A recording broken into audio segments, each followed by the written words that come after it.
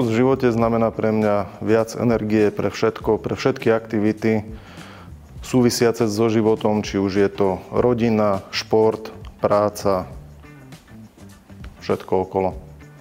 Ľahkosť sa mi podarilo znovu objaviť po porade s lekárom, kde sa mi podarilo schudnúť 14 kg. Známi, ktorí ma nevideli dlhšiu dobu, si hneď všimli, že som schudol, pochválili ma, vďaka čomu sa veľmi dobre cítim.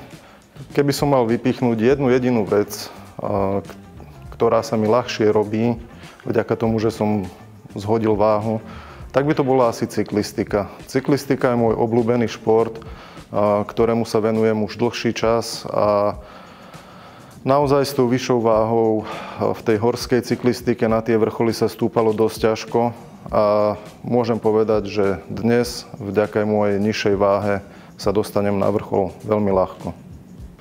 No tak ruku v ruke so znížením hmotnosti ide samozrejme aj nižšia únava. A nižšia únava znamená viacej energie pre rodinu, pre hru s deťmi, pre chodenie do prírody, rôzne športové aktivity.